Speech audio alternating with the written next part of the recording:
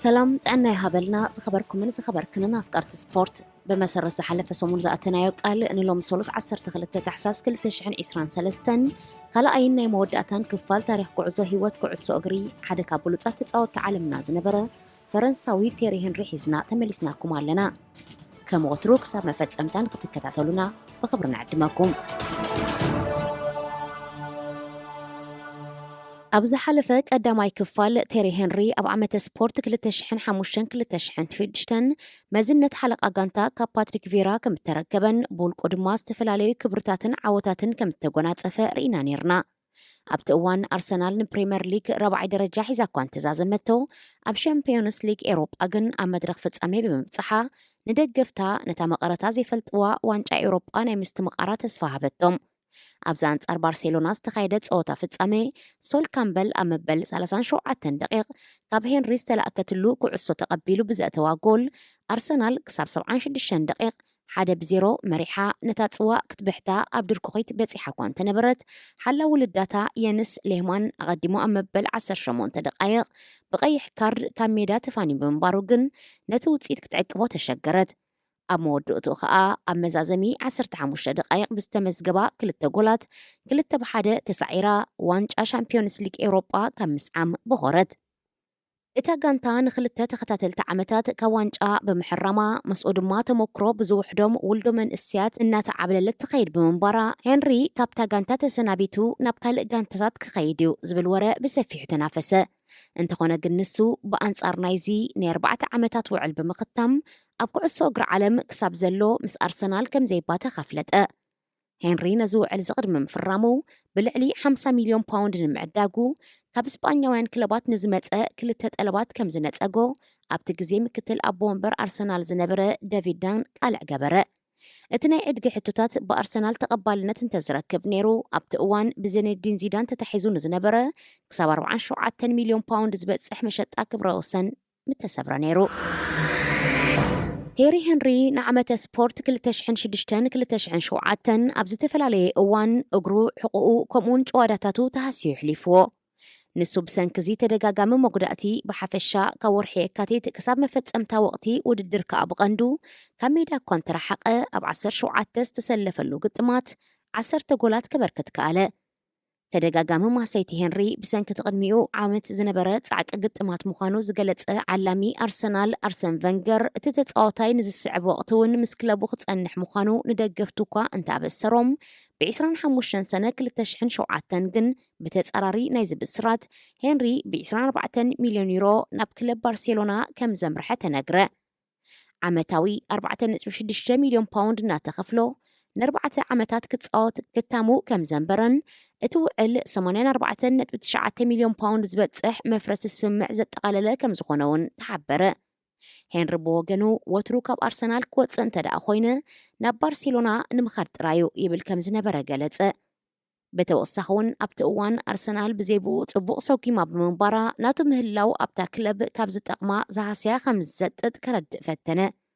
ገዲም ተጻዋታይን ሓለቓን ናይታ ጋንታ ብምዃነይ ከምኡውን ዓውዓው ናይ ምባል ልምዲ ስለ ዘለንን ሓደ እዋን ደቂ ጋንታይ ጻቕጢ ስለ ዝስምዖም ዋላ እውን ዘይሙችእ ቦታ ሒዘና ሃለኹ ኩዕሶ ይቐብሉን ነይሮም። ስለዚ ብዓይኒ ጥቕሚ ኣርሰናል እንተዳ ተመልኪትናዮ ነታ ጋንታ ዝሓይሽ ናተይ ምውፃእ እዩ ድማ በለ።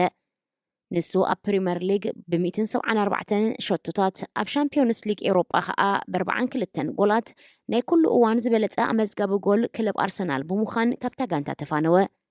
ኣብ ወርሒ ሓምለ 2008 ደገፍቲ ኣርሰናል ኣብ ዕላዊ መርበብ ሓበሬታ ጋንትኦም ናይ መዋእል ዝበለፀ ተጻዋታይ ዘጋነርስ ኢሎም ዝለዓለ ድምፂ ሃብዎ። ቴሪ ብ13 ጥቅምቲ 2007 ኣብ ልዕሊ ሃገራዊት ጋንታ ፋሮ ኣይላንድስ ሸቶ ብድሕሪ ምቑፃሩ ብ41 ጎላት ናይ ሃገራዊት ጋንታ ፈረንሳ ናይ ኩሉ እዋን ዝበፅሐ ኣበርካት ሸቶ ብምዃን ምስ ሚሸል ፕላቲኒ ክብረ ወሰን ተኻፈለ። ብድሕሪ 4 መዓልታት ንልዳት ሃገራዊት ጋንታ ሊትዋንያ 2 ግዜ ድሕሪ ምጥሓሱ ከዓ ነቲ ክብረ ወሰን ንብሕቱ ተቆፃፀሮ። ቴሪ ሄንሪ ምስ ባርሴሎና ምስ ተጸንበረ ነታ ኣብ ኣርሰናል ዝለብሳ ዝነበረ ቁፅሪ ማልያ 14 ተረከበ። ብ19 መስከረም 2007 ኣብ ግጥም ሻምፒዮንስ ሊግ ኣንጻር ክለብ ሊዮን ናይ ሸቶ ሕሳቡ ድሕሪ ምኽፋቱ ድሕሪ 10 መዓልታት ኣብ ላሊጋ ኣብ ልዕሊ ክለብ ሌቫንተ ሃትሪክ ሰርሐ። ንሱ ኣብ ባርሴሎና ኣብ ክንድብቲ ዝያዳ ዘድመዓሉ ፊተራር መስመር መጥቃዕቲ ብወገን ክንፊ ክስለፍ ስለ ዝተቐሰበ ብኽንድቲ ምስ ኣርሰናል ከሎ ዘራኽቦ ዝነበረ መጠን ኩዕሶን ሰኪዔትን ብሓባር ክጽምብር ኣይከኣለን። እዚ ይኹን ደኣ እምበር ኣብ ፋልማይ ዓመቱ ኣብ ኩሉ ውድድራት 19 ጎላት ብምእታው ናይ ክለቡ ዝበዝሐ ኣመዝጋቢ ሸቶ ክኸውን በቕዐ። ብጀካዚ 9 ኣብ ጎል ዝተለወጣ ኩዓሳስ እውን ቀረበ። ኣብዚ ሰዓበ ዓመተ ውድድር 2008-2009 ሄንሪ ነቲ ቅድሚኡ ዘበርከቶ ብዝሒ ሸቶታት ብምምሕያሽ 26 ጎላትን 10 ቀረብ ሸቶታትን ኣጽሓፈ። ብ13 ጉንበት 2009 ባርሴሎና ንኣትሌቲክ ቢልባኦ ረቲዓ ጽዋእ ድረይ ኣብ ዝሰፍሰፈትሉ ሄንሪ ናብ ባርሳ ካብ ዝሰጋገር ቀዳመይቲ ዋንጫ ዝተማቐረ። ኣብቲ ዓመቲ ኣብ ኩሉ ውድድራት 100 ግዜ ልዳት ክለባት ዝጠሓሰ በቴሪ ሄንሪ፣ ሳሙኤል ኤቶን፣ ሊዮነል ሜሲን ዝምራሕ ስሉስ መስመር መጥቃዕቲ ባርሴሎና ንዋንጫ ላሊጋ ስጳኛን ሻምፒዮንስ ሊግ ኤውሮጳን እውን ብምውሳኽ ኣብ ውሽጢ 2 ቀነ ስሉስ ዓወታት ሓወሰ። እዞም 3 ተጻወቲ ብሓባር ኣብ ላሊጋ ስጳኛ ጥራይ ዘመዝገብዎ 72 ጎላት ነቲ ተጻወቲ ሪያል ማድሪድ ፍራንክ ፑሽካሽ፣ አልፍሬዶ ዲ ስቴፋኖን፣ ሉዊስ ደል ሶልን ኣብ 1960-61 ዘወፈይዎ 66 ሸቶታት ሓለፎ። ኣብቲ ዓመቲ ባርሴሎና ብጀካዘን 3 ጽውዓት ሱፐር ኮፓ ስጳኛ፣ ሱፐር ካፕ ዩኤፋን ዋንጫ ሻምፒዮን ክለባት ዓለም ፊፋኑን ብምውሳዳ ኣብቲ ዓመት ብሓፈሻ 6 ዋናጩ ጠርነፈት። ኣብ ወቕቲ ስፖርት 2009-10 ምስ ምቕልቃልን ሙጉላሕን ፔድሮ ዕድል ምስላፍ ሄንሪ ብምድራቱ ኣብ 15 ጸወታታት ላሊጋ ጥራይ ካብ መጀመርያ ግጥማት ሒዙ ናብ ሜዳ ወረደ። 4 ጎላት ጥራይ እውን መጠወ። ንሄንሪን ብጾቱን ዝሓቆፈት ፈረንሳ ናብ ዋንጫ ዓለም 2010 ምሕላፍ ተሳኢንዋ ኣብ መጻረይ ሰንከልከል በለት።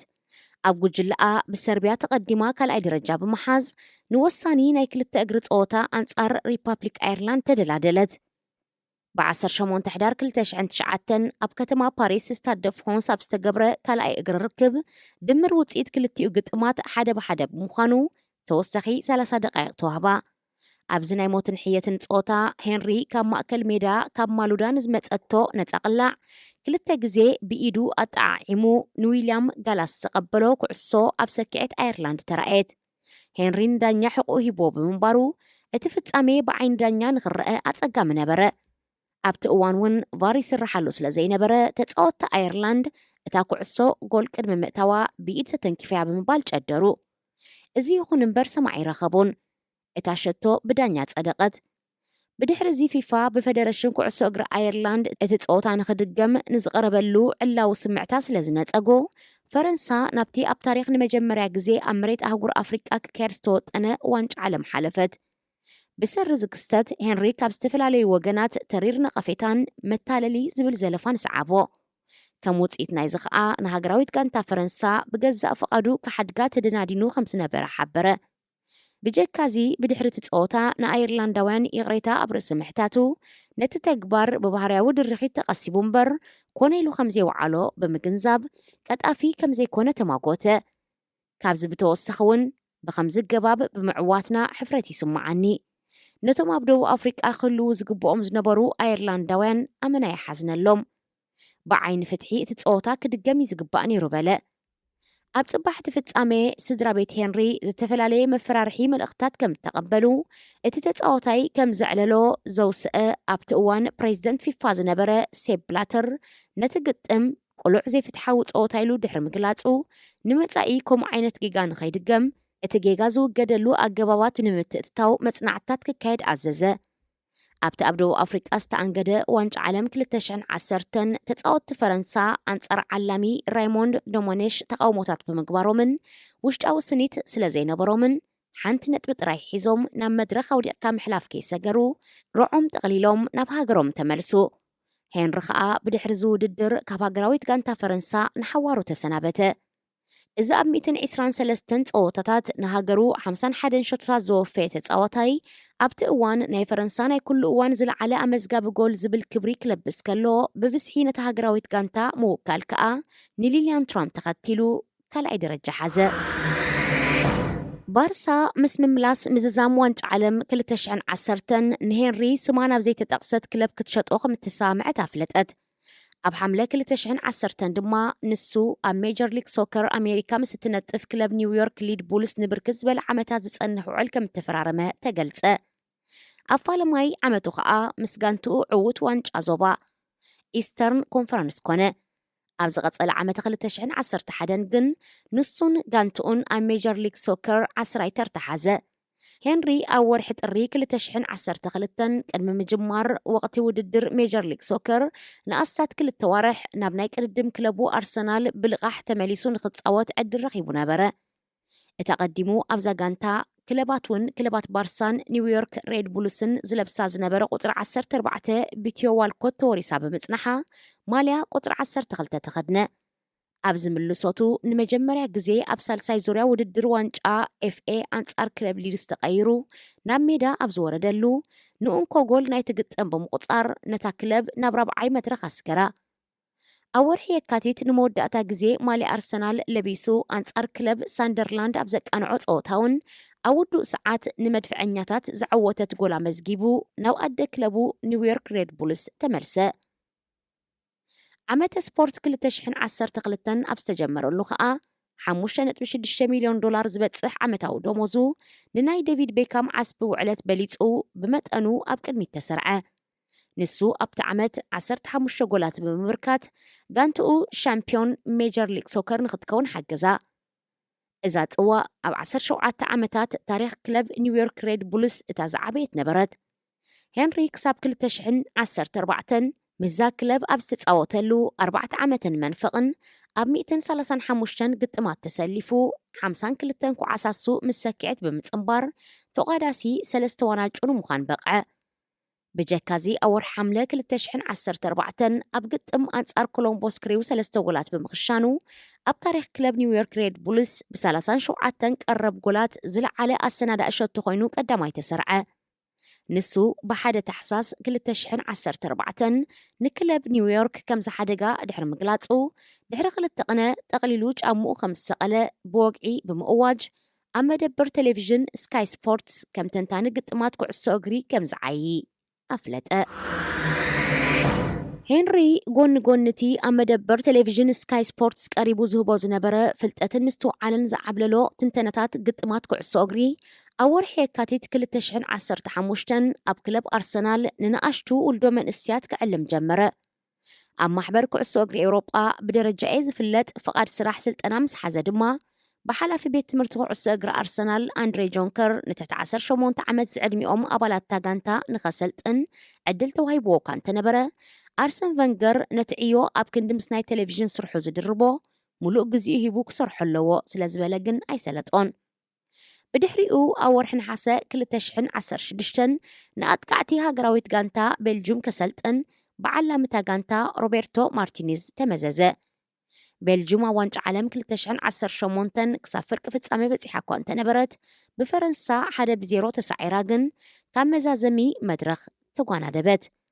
ንደረጃ ኣንጻር እንግሊዝ ኣብ ዝገበረቶ ርክብ ከዓ 2-0 ተዓዊታ ሳልሳይ ደረጃ ብምሓዛ ሄንሪ ነሓስ ሜዳልያ አንጠልጠለ።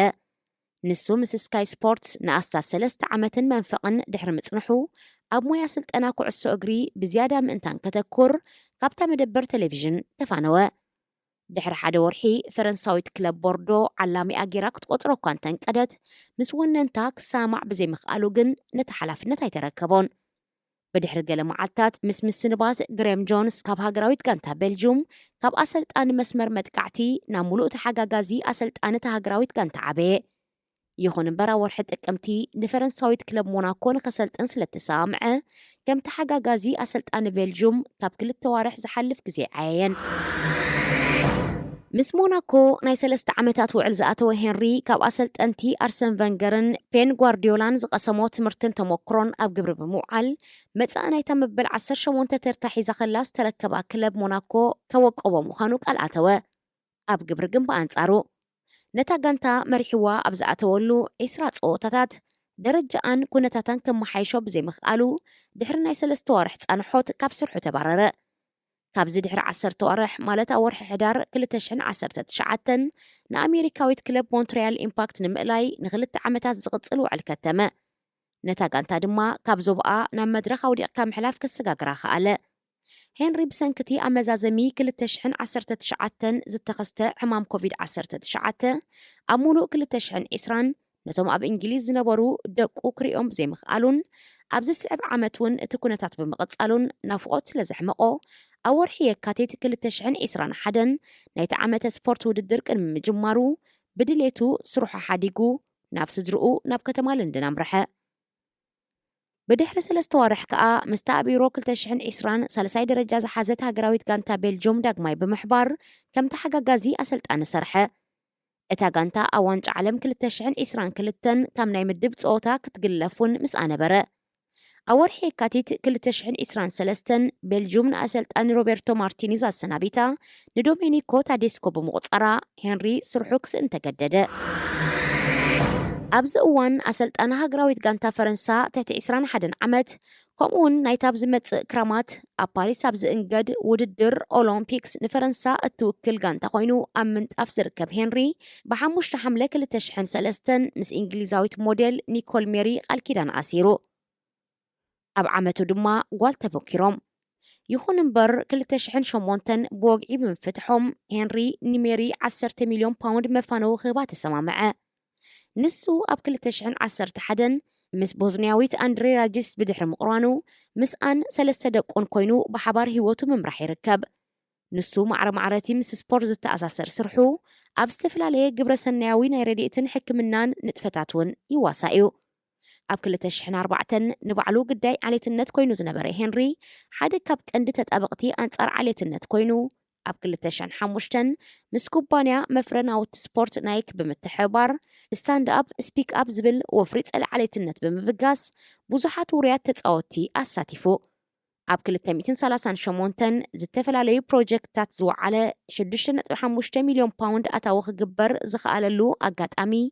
حدا كاب عوتات وتسيت سعرتاتيو كموتسيت نايزي سميت متسيهت تايم أب كل تشحن 7 جغانون أرأياني لام زرزرتهم 200 عالمنا تسألوت السبات دايساتويا أبناي تقوتا زمنو بحفشات 939 تقوتاتات بمسلسل 410 جولات زوصر هنري نوانجا عالم تقوى شامبيون هاجرات إوروبا وانجا شامبيون ليج كلبات إوروبا وانجا شامبيونات كلبات بريمير ليج إنجليز لا ليغا اسبانيا ليغ حدا فرنسا ميجر ليج سوكر أمريكا وانجا اف اي إنجليز حويسكا بدرجة كلبن بولكون لعلي 35 تقواتن فولي شلماتاتن العيلو هنري بزنبرو لعل بقعات أبستفلالي أوان بستفلالي وغنات توديسيو مسؤونا يبون ودن ركب زلو أرسن فانجر أب كل تشحن 14 نهنري إذا توهبو أكلاو بقعاتن بالحنزة أمرت تساوتاي أب عمري كابزر أخوم عبيت تساوتي حدايو بمبال قلت أخلو أدقعي أرسنال زنبرة ألان سميسكا أب كل تشحن 4 كوموز أمسلة تساوتاي رأخون عبي تكنيكا وطببن بلوت ناي مخان كتور دليتن زلو سبورتاوي بمبال نيدوو وريتي متيهت كعسو أغري 442 بوغنا أمناي ورحيه كاتيت كل تشعن إسران حتى ما نهنري أب تاريخ بريمير ليج اتعزيو زبلت اتتصاوتاي زبل معرق بمهاب أب حد عمت سبورت لعليو نقول زخوناك وعساسو زمشاتش أيلن لعليو دما زعنزت أقان عزوز حيلن بموهاد نتخلخلتي تردقان تاتات زر عادة تساوتايلن بمبال موغيساتو أب كل تشحن 19 حانتخب عبيت غازيتات إنجليز زخونت زي إنديبندنت مئتي زبلتو تتساوتي بريمير ليج أبزروق حاتلو نهنري أب قداماي درجة سريعاتو هنري بفلاي مس أرسنال أبز نبرلو مقانقزي بزنت أبارقو زنبرة مساتي أتسواوتان زقصروم زنبرة بسحن عينتاتن قولات أبلبي حيالو إرتراوان دقفتي كلب أرسنال زي هاسس أسرن فقرن إديفيو قالون كاب كتور فقرناتو استلعلا ندوكم بسمو أتأميغم وميم زخبر كنن تختاتلت مدبنا نلومي حزنا وقريبنا زنبرنا سمونا ومدب سبورت تفتسيمون له أبز غتصل بخالة حسو قسام الرخب نخلنا ببزلنايو سلام انت عنان